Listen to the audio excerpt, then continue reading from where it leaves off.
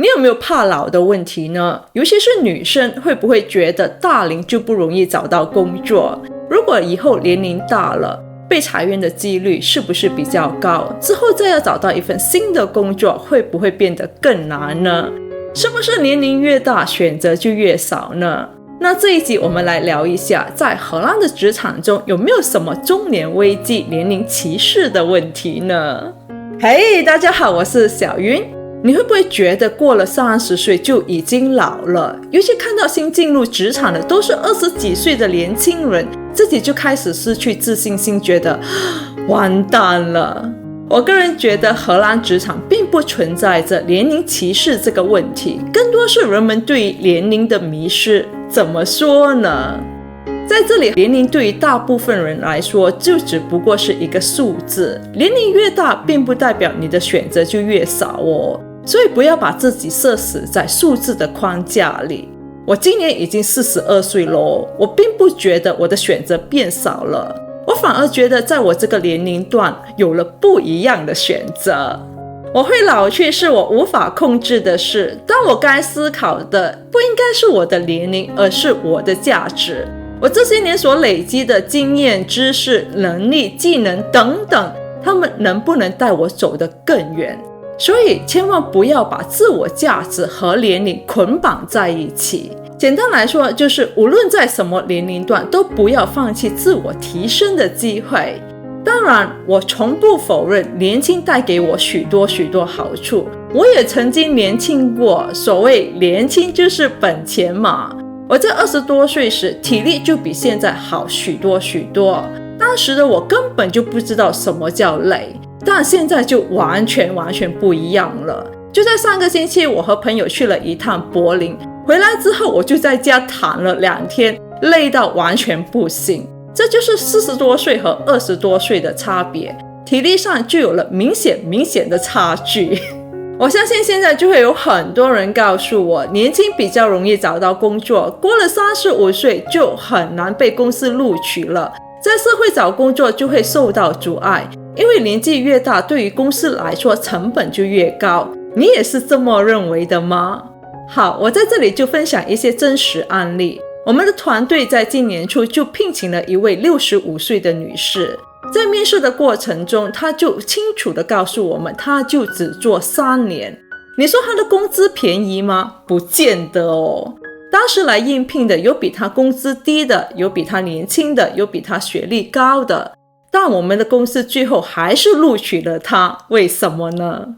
你试想，如果你的技能、你的能力、你的经验等等都可以在这群年轻人中脱颖而出，公司不见得会选择便宜的。虽然说年轻人的工资比较便宜，但训练他、培训他是需要花上很长的时间，最后的成果还可能不如人意，那倒不如选择一个有技能、有经验、有能力的。我在之前的影片就已经说过了 N 次，技能、能力、经验是在荷兰找工作的重要条件，也因为他所累积的经验、技术、能力都比较丰富，还可能给我们团队带来一些新的 ideas。 虽然说短的3年，但在这3年里，他可能就可以把整个项目自动化了。那你说公司会不会选择他呢？如果你问这是不是先例，不是，我说真的不是。我先生所在的企业里就有已退休的同事，至今还在企业的技术领域里工作。我先生很肯定地告诉我，这位同事的工作成果 working attitude 都不比年轻人逊色，甚至可以说更好。我们这里也有朋友在50多岁的时候不幸被裁员了，之后也顺利找到一份新的工作，工资也不比之前的低哦。所以很多时候公司不要中年人，不单单只是因为年龄的关系，而是当他们比较了中年人和年轻人的简历时，发现这两者的学历、能力、技能都差不多一样，但工资价格的差距就非常大。如果我是老板，我也会选择便宜的啦。所以要解决这个问题的方法，就是在自己的行业里不断的更新、进步、自我提升，这样公司就不一定会选择年轻的。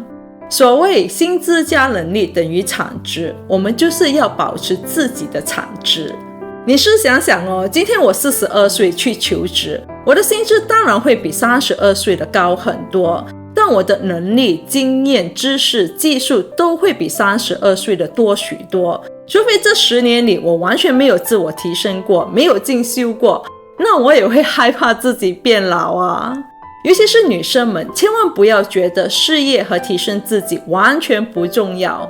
我们也有女性朋友因为有了小孩，有了家庭，最后选择放弃自己的事业，我觉得挺可惜的。对于女生来说，这影响非常大，因为你没有工作，你就没有收入，你很可能就没有自己的存款，很多时候你就需要向另一半伸手要钱。我个人觉得啦，这会影响到自己的自信心。在这之前我就曾经说过，荷兰职场对女性十分友善，即便你有了小孩，希望多一点时间陪伴小孩成长，你都无需完全离开职场，你可以从 full time 转成 part time。 荷兰人非常注重家庭生活和 work-life balance， 所以你真的无需担心从事 part time 就无法创造自我价值了。我在这20年的工作期间就遇到过无数次 restructuring， 这些都是我无法预测的。人这一生嘛，不可能总是一帆风顺。在这之前，我们也没有想过 COVID-19 对全世界的影响会这么大，对吧？而我们现在要面临的就是我们可能会被 AI 取代。在经历过这些之后，我发现我们害怕的并不是因为年龄的增长，而是这数字背后我们将失去的优势。如果你可以写下你会因为年龄的增长而害怕失去些什么，然后去破解它，去思考如何将它们留下，那你就不会那么害怕因为年龄的增长而找不到工作了。你唯一不要做的就是千万不要停滞不前，等着自己变老，因为每一天都会有比我们年轻的人出现，机会就是留给那些已经准备好的人。所以在我们还可以努力，还有选择权时，就不要选择安逸。我们的选择权往往都是透过我们努力得来的，真的是如此。好的，今天的分享就到这里，谢谢大家的收看。如果你想了解你在荷兰找不到工作的原因，你可以参考我这支影片。我是小云，我们下期再见，拜拜。